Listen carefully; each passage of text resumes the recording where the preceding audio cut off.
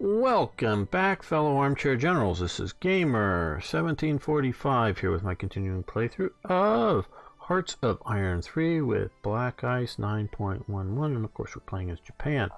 Okay, sending some more forces up to the front. I was asked also, why am I leaving some of these guys in the production queue? Several reasons. One, I'm just a little lazy and haven't really we need to deploy them yet. But also, I know with the ground units, and I believe with the air and the naval units, the more units you deploy, especially if they're not built as reserves, the more consumer goods you need to maintain. So that is a thing. And of course, they also eat supplies. Building a bunch of HQs, though I think it's about half as many as I'm going to need, to sort of give these guys a little bit more of a boost. I'm not thinking I'm going to be trying to create some proper cavalry divisions, but just give them a little, combined arms bonus and help them out a little bit is what I'm looking at the moment. I want to keep them fast. And these guys also have armored cars as well as recon cavalry. I mean, both are recon, but keep them moving fairly fast, so giving them artillery or whatnot would slow them down some. And I'm not going to be, at least not anytime soon, giving them self-propelled artillery. So I want to keep them fast, because the idea is to use them to create pockets and race deeper into things. So yeah, let's continue this.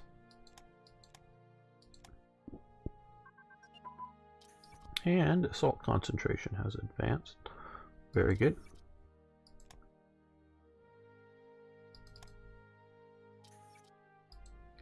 And it frees up another slot here. Everything on this that could be done, but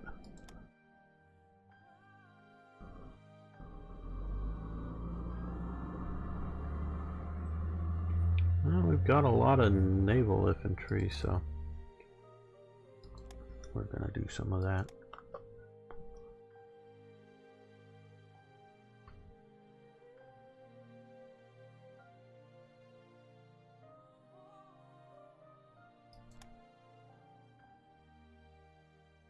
We can do a party rally. That will help us.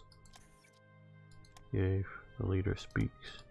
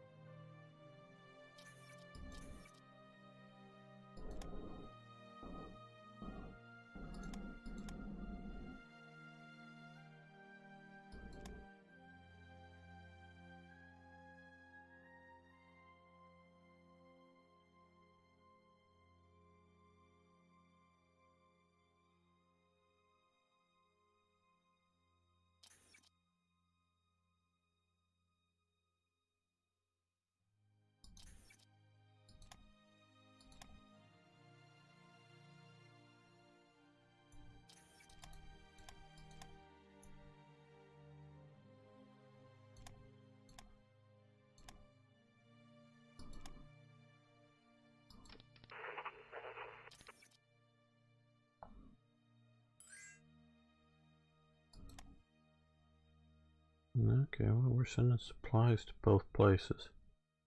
Well, no, actually, only actively sending supplies to one of those. To Sesaba, which is this one here. Yeah. Okay, to here, yeah. Okay, mountain infantry activation, very good.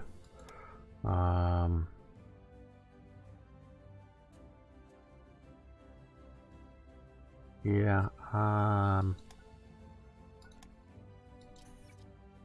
we will soon, I think, be making some of them, but no, when I was asked, did Japan have specialized mountain infantry, I haven't really looked into that. We, most everyone knows, you know, about their naval infantry / marines. We would give them fuel. No, thank you.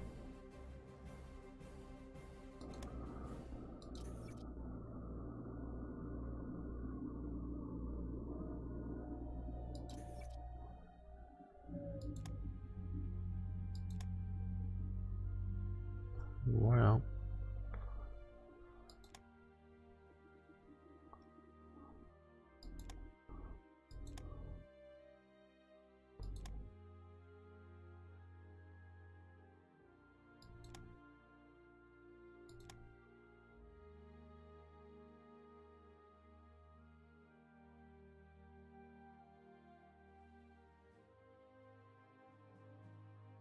I don't have any of those in production yet.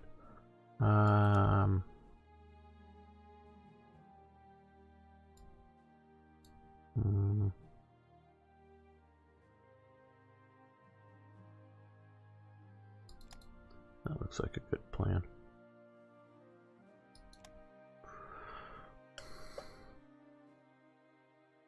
Probably base up, well, we've already got way more than we can currently manage out of that. Where are my other air bases? Not in this area. Okay, 1,000 kilogram bomb. Very nice, very nice. Air launch torpedoes. I want that a whole lot, but I'm not needing that right off. Where that weird. China did have a navy. If I remember correctly, they had some cruisers. Not a whole lot. Maybe less than 10. And they weren't necessarily really good cruisers, though they weren't necessarily bad.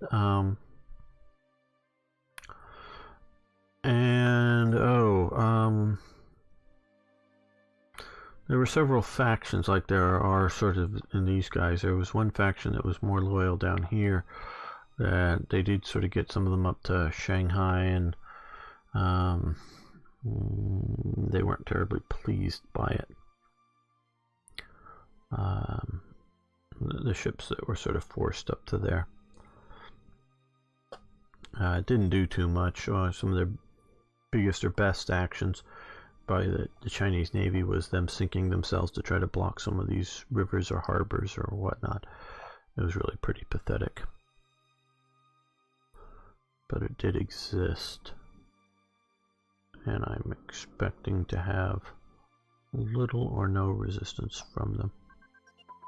Okay, I've been waiting for this. Okay, motorization of cavalry, but we're not going to do that because we don't want to spend the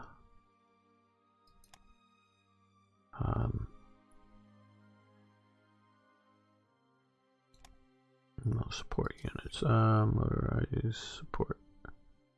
Now we're wherever. Motorized support units there. Okay, that's it. We're going to stop that for now. But now that we have that, let's look over here.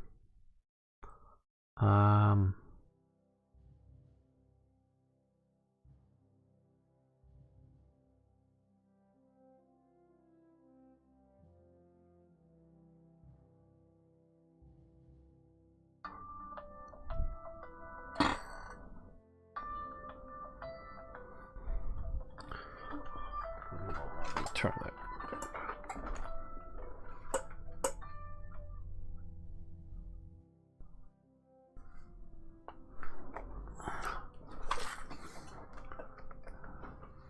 Sorry about that. I'm back.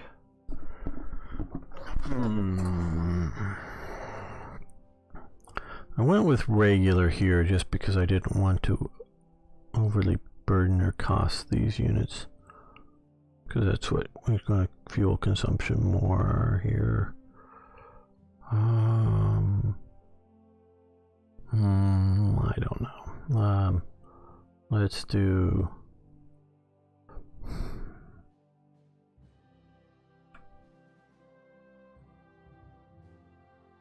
Well, for the medium, we're going to do medium. For the motorized, I should say, we're going to do medium. We'll get that going. Fewer of them.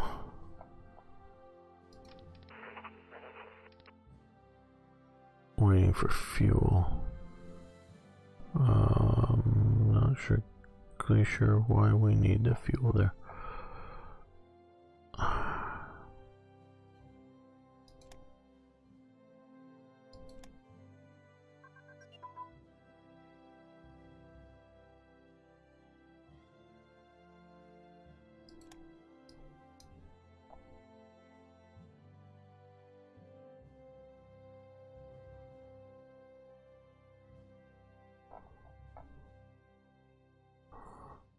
Well, I'm going to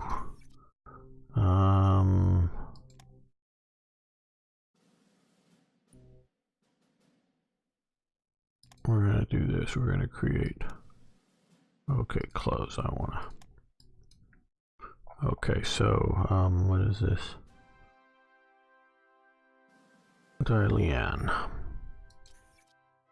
Let's see if I can figure out, create a supply convoy. Yeah, we'll go out of Tokyo. And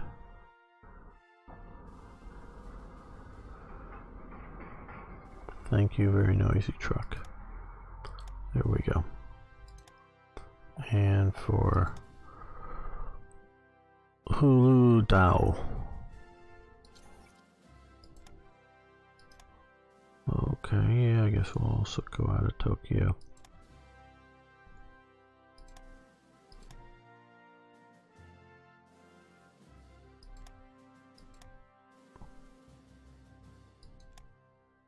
Hopefully that will mean enough supplies will flow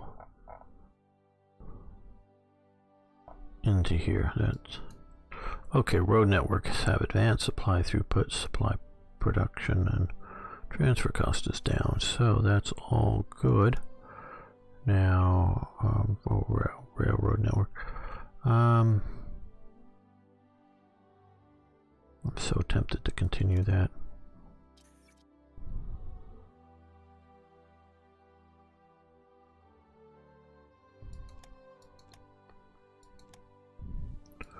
Oh, boy, I should have said this up front. Probably say it again at the end. If you do me a big favor, go check out Aggressors, Ancient Rome. It's a yet to be released as of this time game by Slytherin Games. They're the sort of partner or whatever with Matrix Games. It's, as the title suggests, it's a sort of, what are they calling it, a 4X strategy game of ancient world, Rome, but also other playable countries. Take a look at that, see if it's anything for you. Going to be doing going through the sort of the tutorial. Did the first one as first look, had to do a few more, and then probably play a series with it.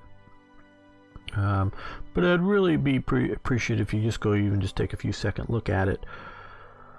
Helps me with the game companies, because they gave it to me for free, that they just see a lot of view counts. Not, you know, I'm happy if you don't like the game and don't even want to watch the series, but what I want to do is bring you things to look at to see if you like it.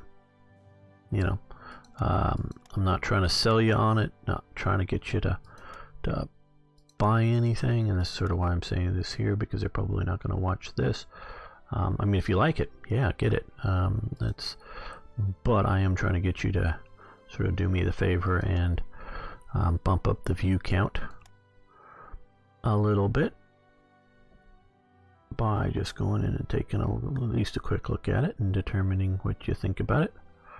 Yeah, we want to reduce the time between attacks. That's important.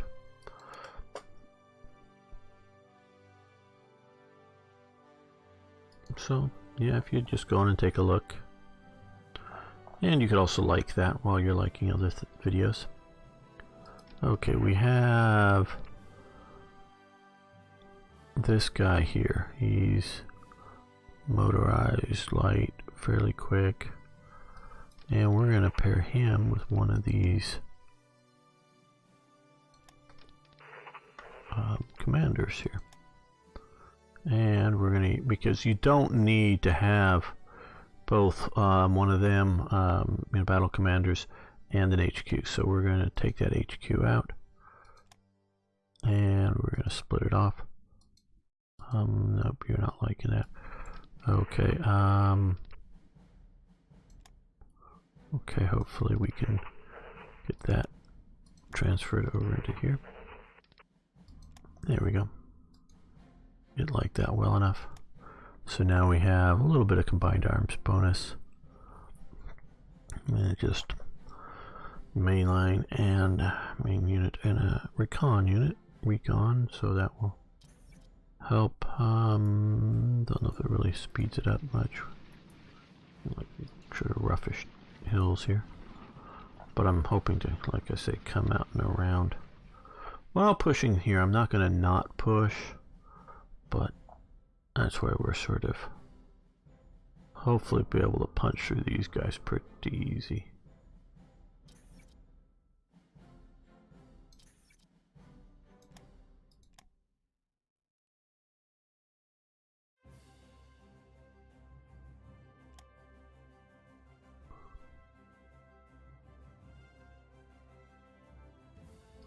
Oh yes, railway level 1. Gonna cost us until September 37. But we'll get some better effects out of that.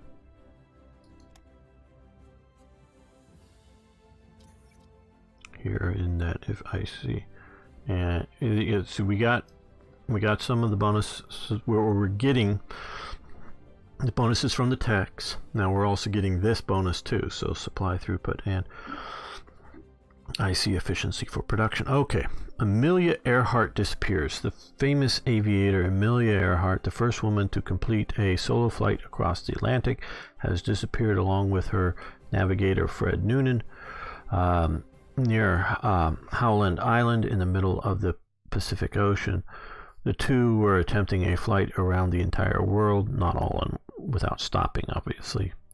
Around the entire world in their twin-engine Lockheed Electra plane. When they vanished, a search for the missing aviators is now being conducted by the U.S. Navy and U.S. Coast Guard. Okay. I don't know what happened to her. Let's see, Howland Island it's Kwajalein. Is it something, is that one of those? It's Bikini. Don't know if it's something that's on this map. It's truck, yeah, but Yap. Many of these had been German islands before World War One. Iwo Jima, Marcus. Okay. More than a year ago now, they found well, see, I don't know what happened to her. But they found some wreckage. They found some bones. None of the wreckage has been positively, I don't even think, identified as being an Electra, let alone her Electra. And the wreckage from what is pretty, pretty likely, shall we say, aircraft. But with, World War II, this is all stuff found well after World War II. With World War II happening on all these islands between the British and the Allies and whatnot going through there, excuse me, you can of course find aircraft wreckage on many of these islands and bones of pilots. And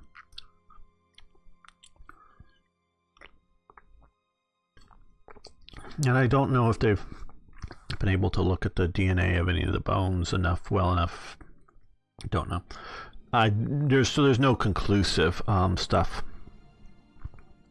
on it. Now, like I say, a year or so ago, or maybe not quite that long, they did find a photograph of what looked to be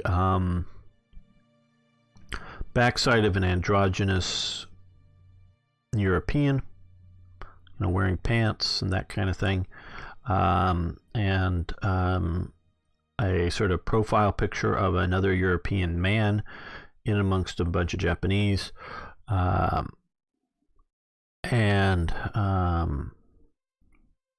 the profile, and it wasn't very clear, the photograph kind of looked like Frederick Noonan, but just sort of in a very general, superficial sort of way from the stuff.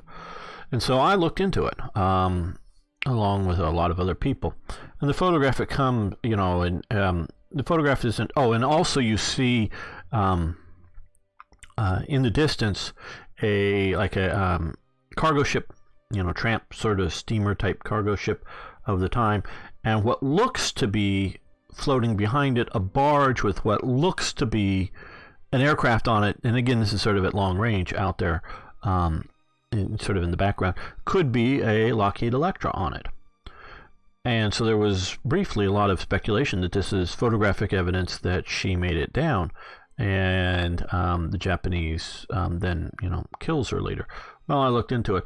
The book was the photograph was in a Japanese book, and I think it was 1935, but it was like a year or two before Amelia Earhart disappears. The book had been published, and so it predates. It clearly predates her being lost, and it was on one of those, or the description was supposedly for one of the islands in that part of the world. Not necessarily the close island, but sort of like the idea that theoretically landed or crash landed onto some sort of place, not all crashed and banged up, but sort of landed roughly, and so put her aircraft on a barge to take it somewhere else, and then the Japanese decided that they didn't want any evidence of that. I don't believe the Japanese killed her specifically, unless they shot her down. That could be, but I don't believe that she landed somewhere and then they decided to, execute her or something like that. This part of the world here, where these Japanese islands, they were pretty mysterious, and I say that with the idea that not that the Japanese knew very well, or fairly well knew what was going on around here, and some of the islands, not Truk, Tarawa is what I'm thinking of. Sorry, I don't know the geography so well to know that, this is Tarawa here, or where, or whatnot. And it may be, it's just one of the island chains, and it may be just part of a,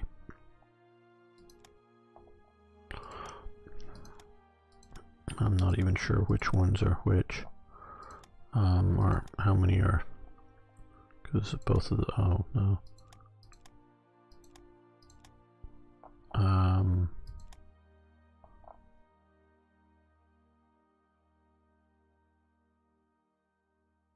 Okay, I don't know, but Tarawa out here, there had been some of these islands that had a fair number of Europeans had been on and off about, and it was Tarawa. They sort of got some. Was Tarawa one of the ones they taken from the British? That may be Tarawa. Maybe one of these. Christmas Island, Johnson Island. It's an American possession, but a bunch of these are, as you can see, British. A few of them are French. Down here. Sorry, I'm not that great of a geography in this region, but try to get some, what the beach was like and what the tides were like and whatnot, and they sort of bungled that getting that information. But like I say, it was pretty mysterious because most of these islands, the Japanese fairly well locked down and didn't allow outsiders on it. The Americans were using maps, the best maps that they could get, or charts, maybe more accurate. A chart is a map of the ocean. A map is the map of land. Just there's sort of a definition there, but that we're very poor and were like from the middle or early 19th century. So they were like 100 plus years old, way out of date, really poorly done, and really bad. And the Americans just didn't know what was here, and they weren't allowed to overfly them. The Japanese would quite possibly shoot you down if you were flying into these zones, and particularly, might not have shot down Amelia Earhart. That's why there's speculation that somebody was using Amelia Earhart to fly through here and spy. I don't believe that. She'd be a pathetic person to use as a spy to do this. She was a poor pilot. Oh, all the Amelia Earhart fans. Well, they're probably not watching my channel, but love them too. She was a poor pilot. She had a lot of crashes in, including her Lockheed Electra, which basically Lockheed gave to her. Had to repair a few times. And these are crashes in good conditions. These are not like, oh, she was flying and got rain, rainstorm came in or something. No, these were good condition crashes. She's no Ellie Beinhorn, who was around this time and I would say a more impressive pilot. She was an impressive personality for the day. That's what I would give her, an impressive personality. There's nothing wrong with being an impressive personality, but she was much more of a personality than a great aviator or something like that. She just did it and got notoriety for doing it, and that's fine.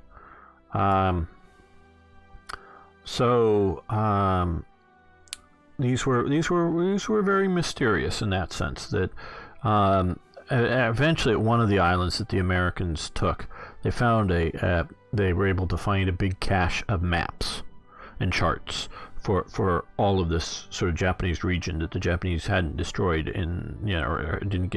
hadn't destroyed and wasn't destroyed in taking the islands. And they very quickly were copying them and translating the stuff from the Japanese into English. Was it that, or maybe as part of one of the times they got a hold of a bunch of orders. I think it was a bunch of orders they got a hold of like that. Maybe even the same incident. And no, it was under MacArthur. It was a different set under MacArthur. I think it was.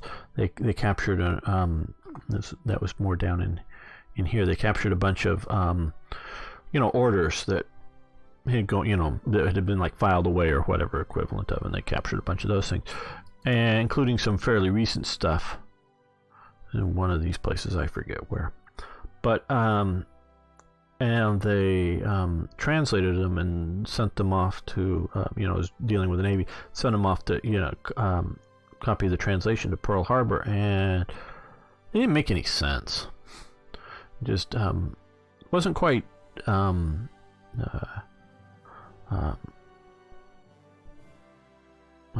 gibberish, but it just didn't make sense. So they asked for, can you make a copy of the originals, not the translation? And so they did like a photostat type copy. That you did have fax machines back then. I don't know if you know that. Now maybe you youngins don't know what fax machines are, but fax machines was a sort of 1990s thing in which it got very cheap and very common, in which you had a piece of paper, you would put it in and make a phone call and press a button, and on the other side, if they had a fax machine, it would print out a facsimile of what you sent them. Well, back in the 30s, maybe even before, but definitely in the 1930s in America, they developed the fax machines, and they were using them. I've seen them in several movies in the period. And they would wrap, and often it was a photograph. Put a photograph around a round cylinder. Obviously, the cylinder's round, but around it, and then it would start spinning around at a constant speed, and then it would send this signal over the phone lines. Could be done over radio too. Send the signal over and to another cylinder, sort of like spinning at the same sort of rate, and as you know, where to make a mark, if you will. It would just be black and white, obviously. And so you get this facsimile on the other side. And I see it in a few, detective movies or something. Can you get us a picture sent to us immediately of so-and-so to see if we can identify a dead body or something? So, they get the picture sent from New York over to California immediately. And this was, ooh, wow, technology back then. So they did have facsimile technology back then, and they could transmit that information. But these are, fairly big machines. And yes, in Brisbane or wherever it was, Brisbane, is this, no, I think it's, the Australian viewers are cringing right now at my lack of, here, Australian geography. That was MacArthur's main headquarters until he moves it up somewhere getting closer to going into the actual Philippines.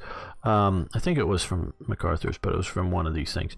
So they sent a facsimile of the actual sort of sets of orders and stuff to Hawaii to look at the original and not the translation. And the reason they had such trouble is they had a Nisei, second generation Japanese, reading the stuff over here. And he could read Japanese, and so he just translates it into English and sends it off, and it doesn't make any sense. And he, I think, sort of knows it, but that's what it said. But the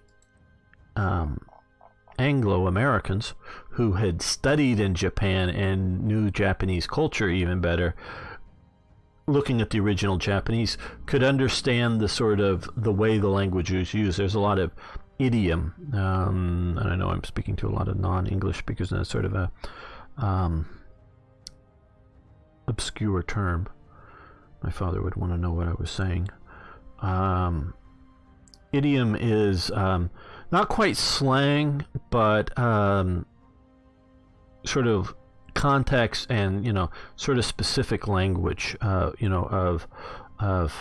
particular things. Slang is sort of an extreme version of it, but the way different people talk is different. And if you sort of know the context and the way they do it in their stuff, and the way they'd often in the Japanese Navy, they would use a sort of naval jargon. I guess jargon would be another term for it. Use certain jargons that were sort of, be understood within the community. It's just just the way the Japanese Navy talked to each other, or like other navies. And this person who wasn't a naval officer, didn't study the Japanese Navy, but was a Japanese speaker, a Japanese American, didn't know the way the Japanese Navy talked to each other, or particularly in written form, and so it just didn't make sense when he translates it sort of literally into English. But once they could see the original, they got it. And so, but they did a few these big cache hauls, and one of them was on one of these islands. They get back to the original. They get a good set of charts, because they don't even, they know where the island is. They sort of know they're not nearly this big there. They may have vaguely looked in this shape, but they're tiny in comparison. Just so that they show up on this map, they're bigger. So this is all sort of very mysterious to the outside world at this time, and Japanese kept it very close. So there's this so because of that, if the Japanese sees an aircraft flying through, and if they can't get radio communication, or maybe not that the radios don't work, but if they're on different frequencies or whatever, they very well may have shot it down.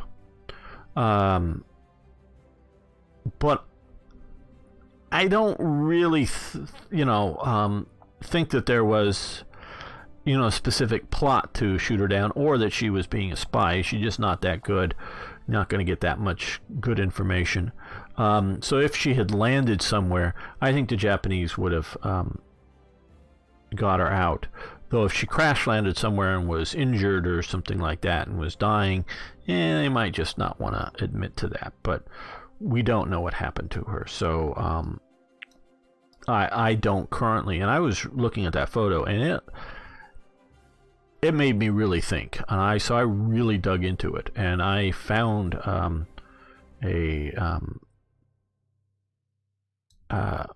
photostatic copy, photographs of the book in which the photograph, because they found the photo in an archive with some information like the island name or something like that in Japanese on it. Scribbled in the back, someone doing the research, and go, wow, this looked, and it looked from the back, it looked like a very well could have been Amelia Earhart. I wouldn't swear it was a woman, but it was sort of androgynous, just the way it looked like. Where the other European that you saw a profile a little further away, if I remember, looks sort of like Frederick Nunes, or Fred Nunes, or whatever, or Noonan, or sorry, Fred Noonan, look fairly like him. And you just sort of profile, and it's sort of blurry, and it's not terribly clear, and it's just sort of a little figure way off there, and the other person. So I go, yeah, the combination of the two, that had me convinced that it was her, and she had landed. And yeah, that looks like an aircraft on a sort of flat towing barge towed behind a ship. It could be done quite well in good weather. Yeah, that really. And so I was really interested in it. So I started looking into it along with everybody else. And yes, there really was a book. It was really clearly identified to have been published prior to, a year or more prior to Earhart's flight. And so, okay, yeah, but because you normally don't find, and the person had light-colored hair. I wouldn't swear it was blonde in the black and white photo, but it was very light-colored hair, which wasn't. I think, if I remember correctly, there may have been somebody that looked sort of Japanese in the photograph, but there were others that looked like Pacific Islanders in the photograph, was what they were. So, okay, Japan gets, which is, I think everybody's getting this, negative air organization. Don't know why, other than they want to do a game effect.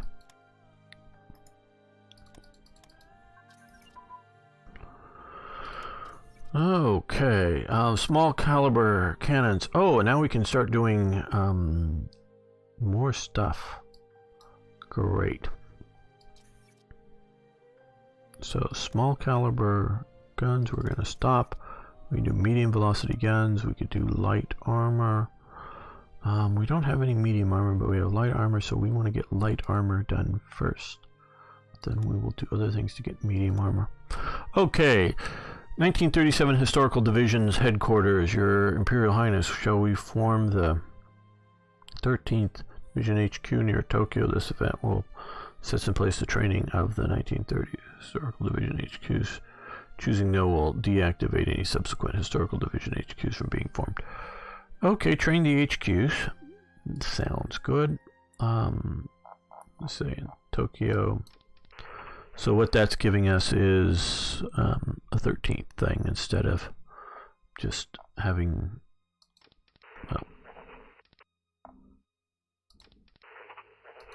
well, those all are historical ones. Instead of just having some of these there, instead of having just a regular unit with a headquarters. Cool.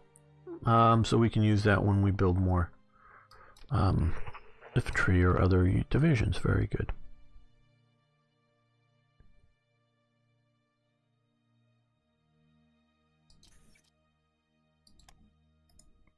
You can see adding just that one unit increases our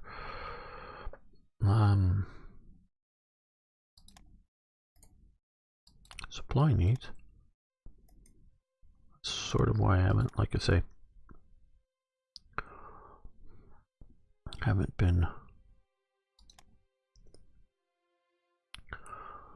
putting out these units here, because they're just sitting there. Yeah, they could be upgrading if their types would or could upgrade from current technology. I just don't think that's going to be a big issue against China. Our blueprints are stolen, and we would give them fuel for money. Okay. I guess we got lots and lots of fuel, though I generally sort of want to stockpile.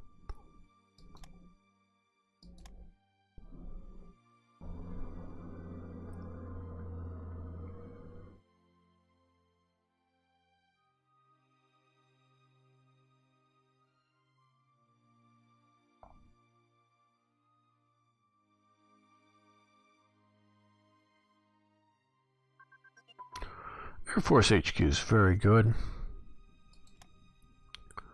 And no, we want to do medium guns. Get that done.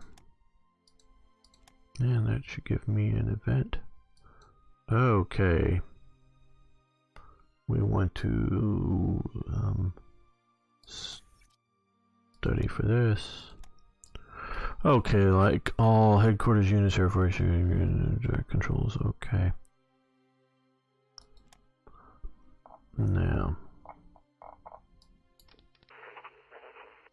Okay, Imperial Air Force HQs. Yeah, we'll be doing some of this stuff. I guess it's just going to be very generic, which is fine.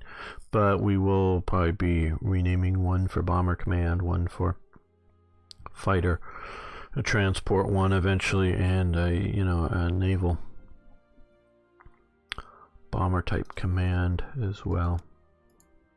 Yes, I saw the Marco Polo Bridge incident. We are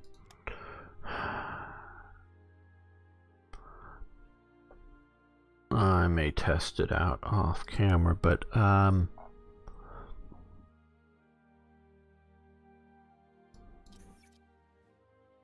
what I'm really concerned about, my biggest right now, I sort of kind of think I have a good enough army to take on China. But we may be able to come right around here and pocket all these units. Maybe I don't know what if going into there is going to activate more enemies within China. But what I really want to do is be able to do naval landings as well. And currently we only have one ship who can do naval landings here. And this is actually one of the really good assault ships as opposed to a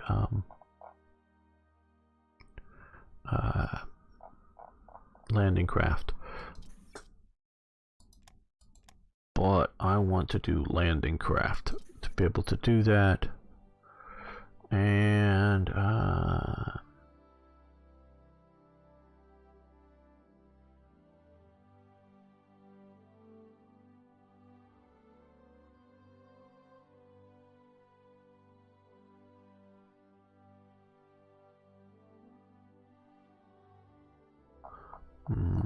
think I passed it. Oh, transport ship hull. Oh God, March 38th? Well, hell, I don't want to wait that long. Because once I get that, oh man, this is screwed up. This is screwed up. Then we could do only, because that's what we're waiting on. We got to get to at least 2 on that.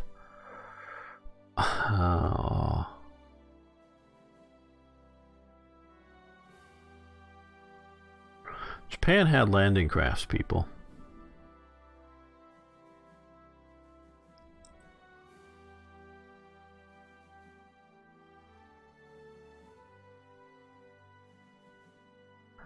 Yeah, at this frustrating moment, I think we're going to end the episode here, and I'm going to look into this.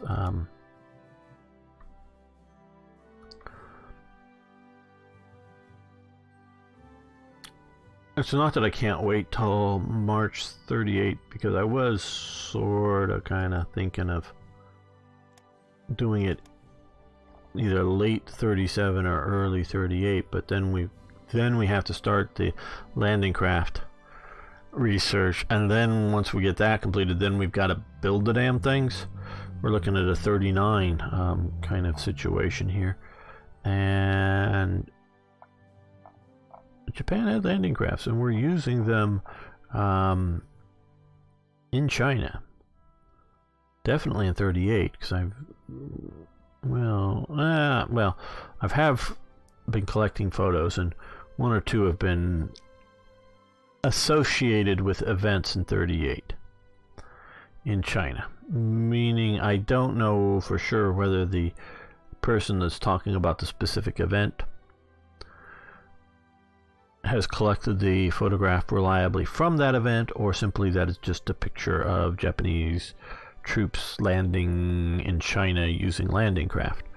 I don't know for sure, but I do believe the photographs are from the sort of China campaign, and different than stuff that's doing from later invasions. But even there, it could be wrong about that.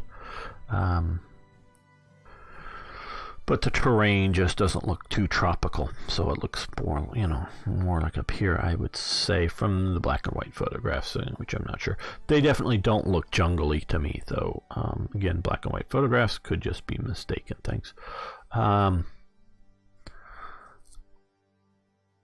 the Japanese equipment and stuff, uniforms, don't seem to change. At least I have not yet detected. Japan uses different helmet types. I've been noticing some of that, and not just different badges on their helmets, but some different helmet types.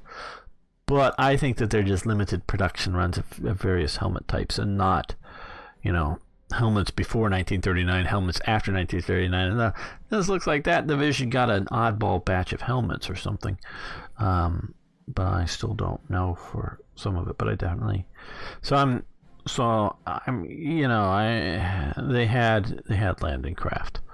And they were definitely things that, they're not as good as Higgins boats, but they're definitely things with bow ramps that you could land stuff with, including light trucks. But Japan isn't overly motorized. But the idea that you can, Japan's, general sort of light artillery and that type of stuff that you would be landing at to, before you secure a port, definitely they had those,